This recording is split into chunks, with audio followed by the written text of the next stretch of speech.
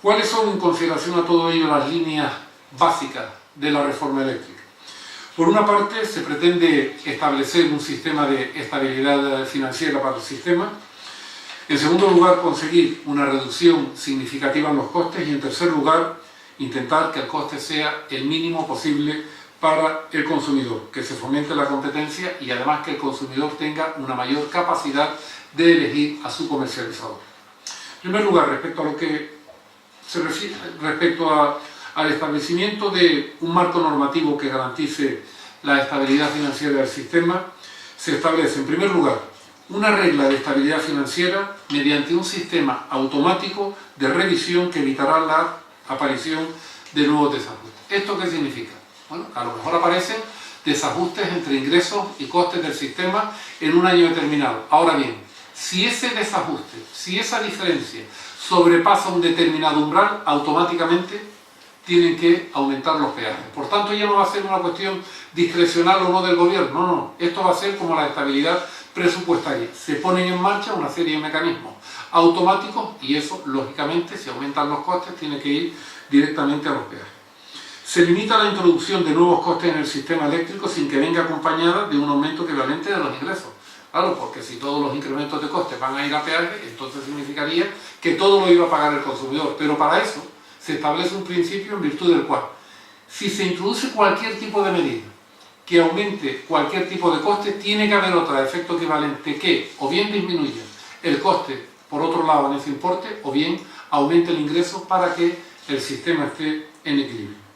Y aquellos sobrecostes generados por normativas autonómicas o locales tienen que ser asumidos por estas. Es decir, aquí hay un sistema eléctrico general para toda España y después hay normativas autonómicas que son muy legítimas, pero claro, lo que no puede ocurrir es que todo el sistema eléctrico financie lo que es específicamente como consecuencia de una determinada normativa autonómica. Por tanto, esto también es un principio general que se introduce. En segundo lugar, otro de los principios de la reforma es reducir los costes del sistema a través de medidas regulatorias.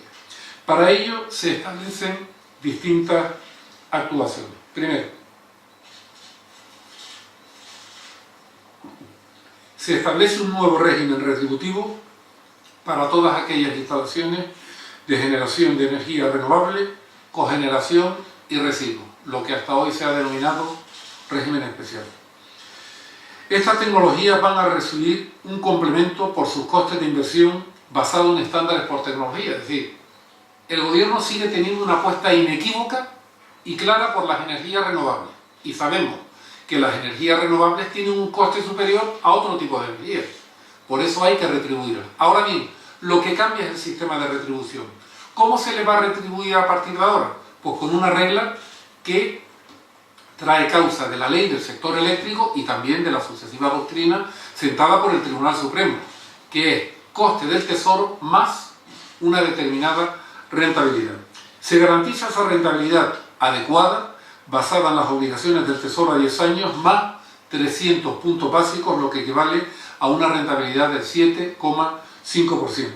Y se establece un sistema específico de incentivos para Canarias y Baleares, donde la energía eólica y fotovoltaica son más baratas que la convencional. Es decir, en Canarias y en Baleares, que todo se produce con fuel, para que se hagan una idea, el precio medio del megavatio, el coste es 220 euros por megavatio. El coste medio en España es de 50. Pero sin embargo, si se produjera, por ejemplo, con energía eólica, no sería 220, sino que sería unos 85 o 90. Por tanto, eso es un ahorro de costes para todo el sistema y por eso se posibilita que en estos sistemas extrapeninsulares haya un régimen especial. Otra medida. Hay un nuevo régimen retributivo de las redes de transporte y distribución. Se fija una retribución homogénea adecuada a lo que es una actividad de bajo riesgo y se considera la retribución del Tesoro a 10 años más 200 puntos, lo que supone aproximadamente un 6,5% de rentabilidad razonable. Se establece además un volumen máximo de inversión asumido por el sistema eléctrico como coste anual. Otra medida, reducción de la retribución de otras actividades reguladas del sistema. Para ello se introducen medidas para disminuir el coste de producción eléctrica y mejorar la eficiencia de las centrales de fuel en los sistemas extrapeninsulares e insulares. ¿Por qué? Pues lógicamente por lo que les decía antes, porque producir en estos sistemas extrapeninsulares es mucho más caro que producir en el resto del sistema eléctrico nacional. Se disminuye también en esta materia la retribución actual de los pagos por capacidad que perciben en la actualidad fundamentalmente las centrales de ciclo combinado. Aquí cada central está percibiendo aproximadamente unos 26.000 euros por cada megavatio instalado al año y se baja de 26.000 hasta 10.000, pero a cambio se les incrementa el periodo de esa retribución desde 10 años en la actualidad hasta 20 años. Todas estas medidas van a reducir los costes por un importe estimado de 2.700 millones de euros cada año. Por tanto, de esos 4.500 millones de euros de déficit estructural que pretende atacar esta medida regulatoria, 2.700 millones van a estar en estas medidas que acabo de mencionar. En tercer lugar, también persigue esta reforma garantizar el suministro al menor coste posible para el consumidor.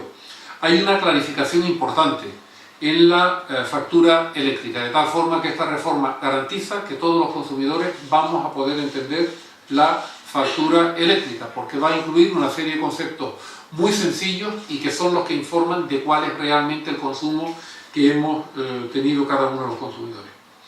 La actual tarifa de último recurso, la TUR, a la que están acogidos actualmente la gran mayoría de los consumidores domésticos, que son aquellos que no tienen un contrato bilateral con una comercializadora, pasa a denominarse precio voluntario al pequeño consumidor.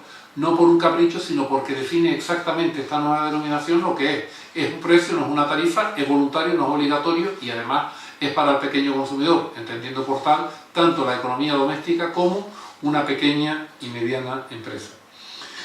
Se habilitan además nuevas comercializadoras para el suministro de estos clientes, permitiendo además la competencia entre ellas al poder realizar ofertas y descuentos, mejora la competencia, mejora la capacidad de elección de los consumidores.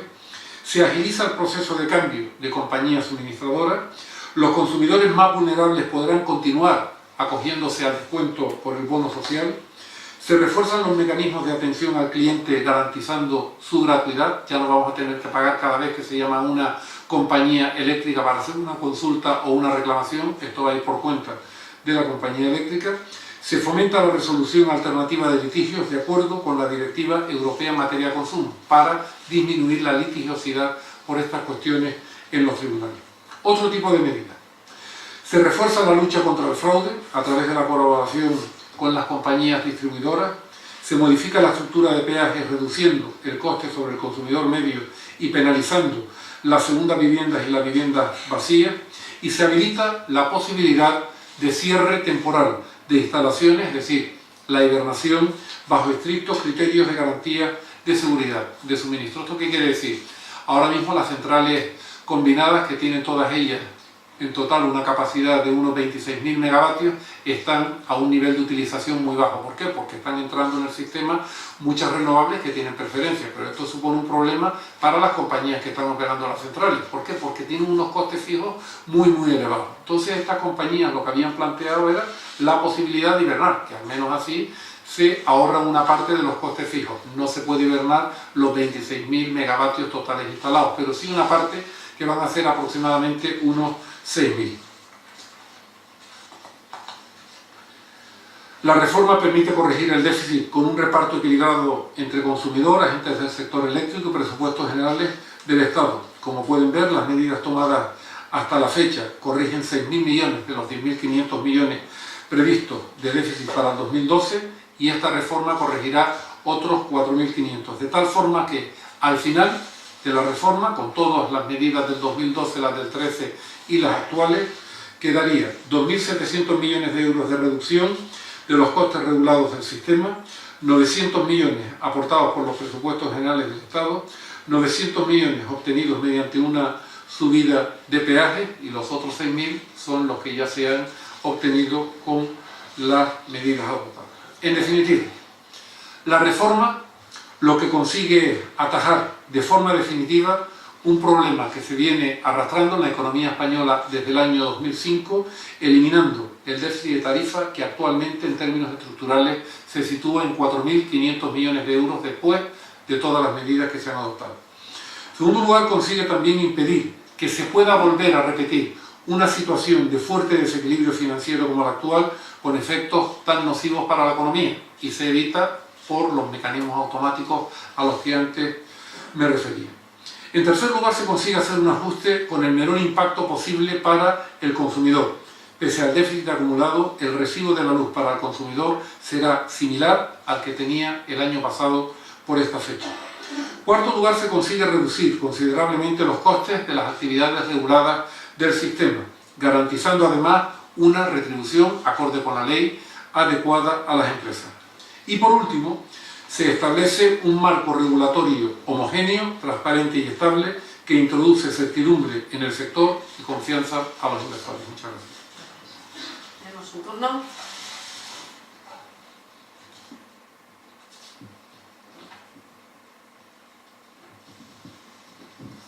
Hola, buenas tardes. Yo tenía varias cuestiones. Quería saber el impacto por sectores de la reforma, es decir, cuánto se disminuye la retribución al transporte, cuánto se disminuye la retribución a la distribución y cuánto se disminuyen las primas al régimen especial de los 2.700 millones. Luego también quería saber cuánto se disminuye la retribución anual a los pagos por capacidad. Quería saber también cuánto es el ahorro que se va a conseguir con el mecanismo de mercado para la interrumpibilidad del sistema. Y luego con la eliminación de la TUR, yo no sé cómo se ejecuta esa eliminación de la TUR o el cambio de nombre, si se van a reducir el límite máximo de los consumidores que pueden acoger a TUR o cómo lo van a hacer eso. Y luego quería saber también si la moratoria renovable sigue en pie o si se van a poder instalar nuevos parques.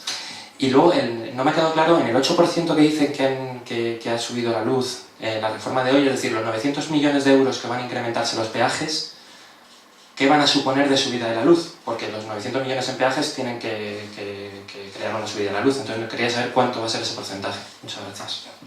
Muy bien. En cuanto a la cuestión de la distribución del coste de esos 2.700 millones, aproximadamente va a resultar mitad y mitad entre lo que es régimen ordinario y régimen especial. A nivel de empresas y por actividades, pues no se lo puedo decir en estos momentos, pero está bastante equilibrado teniendo en cuenta que estamos hablando del conjunto de medidas que se han tomado ya, no solo las de hoy. En cuanto a la TUR no cambia de concepto, lo único que cambia es la denominación de la TUR para todos aquellos contratos que no estén acogidos a lo que es un contrato bilateral de un consumidor con una comercializadora. Es decir, para la inmensa mayor parte de los consumidores, lo que era hasta ahora, se llamaba hasta ahora la TUR, sigue siendo lo mismo, pero pasa a denominarse precio voluntario para el consumidor pequeño.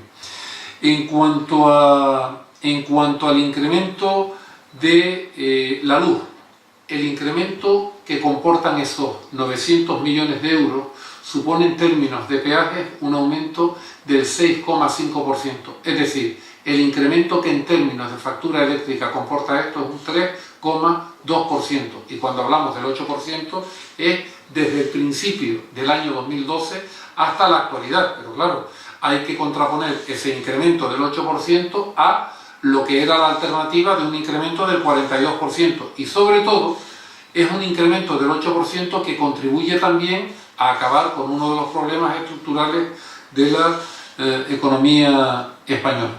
En cuanto a la moratoria para las renovables, en concreto el Real Decreto 1 del año 2012, ¿no? Ese Real Decreto sigue vigente en toda su dimensión, si bien esta reforma permite que o bien por consideraciones de una directiva comunitaria en concreto, o bien porque tengamos que incrementar la participación de renovables por cualquier cuestión de estas, se puedan hacer excepciones, pero siempre y cuando sea ateniéndose al criterio que se crea ahora de la rentabilidad razonable.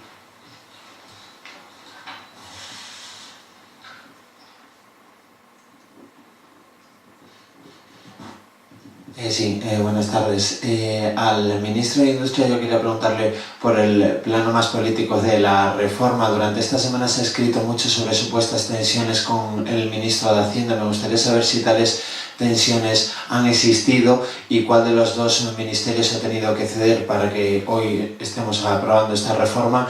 Y a la vicepresidenta del Gobierno, sobre el caso Bárcenas y dando por hecho el respeto del gobierno a la justicia, el señor Bárcenas ha hecho críticas muy duras en contra del presidente del gobierno. Me gustaría saber si el gobierno confía en la honestidad y en el buen hacer del presidente. Y también sobre este tema, el principal partido de la oposición ha descartado presentar una moción de censura. Me gustaría una valoración. Gracias. Sí, respecto a las tensiones puedo decirle que ha habido, pero no con ningún miembro del gobierno, ni con un ministerio. Ha habido lógicamente con el sector porque este tipo de medidas es evidente que tienen un impacto en las empresas y yo entiendo perfectamente que a las empresas no les guste que se tomen este tipo de medidas. Pero hay una cuestión que también es bueno para las empresas y que yo tengo el convencimiento de que en un entorno del medio y largo plazo no solo lo van a valorar, sino también agradecer.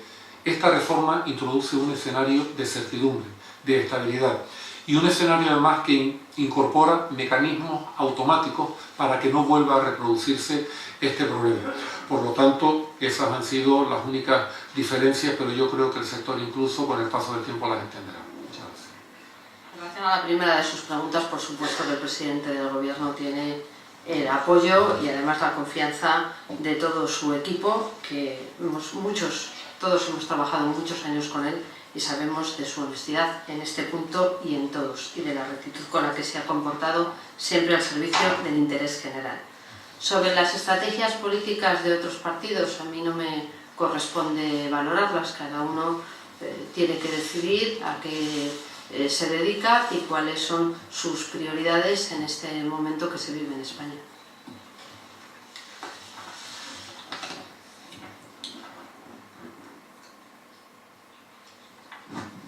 Gracias. De pleitos y de arbitrajes por la reforma que han aprobado hoy, ¿han valorado el coste que suponen todos estos arbitrajes al Estado, económico, en seguridad jurídica y en imagen? ¿Está todo perdido en el tax list después de la reunión que hubo ayer con Almunia? ¿Va Rajoy a liderar ahora las negociaciones como piden todos hoy el Cuyo? ¿Nos va a recibir Durão Barroso, como se ha intentado, pero parece ser que no es posible? ¿Está ya todo perdido? Y luego me gustaría saber si les preocupa el impacto que pueda tener en los inversores las revelaciones de Bárcenas, como han medido unos informes de Nomura y Barclays. Gracias. Muchas gracias. Respecto al tema de la aluvión de pleitos y arbitrajes, digamos que nosotros, el gobierno ha hecho esta reforma pensando en lo que era necesario para la economía española en general y particularmente para el sector industrial y para el sector energético. Es evidente que si a las empresas, a todas o a algunas, no les gusta este tipo de medidas, pues están en su absoluta libertad de interponer pleitos o ir a arbitrajes. Pero también le quiero decir que en todas las medidas que hemos planteado, tanto en el proyecto de ley como en el Real Decreto Ley, son todas medidas que traen causa directamente de la doctrina del Tribunal Supremo en esta materia, particularmente a lo largo de los últimos años, que establece de una manera muy clara que el conjunto de las actividades reguladas del sector eléctrico deberá regirse en cuanto a su retribución en base al principio de la rentabilidad razonable. Por tanto, es absolutamente legítimo que eso lo hagan las empresas si lo llegan a hacer, pero en ese caso, pues lógicamente también el Estado tiene muchos resortes y herramientas para defender su posición.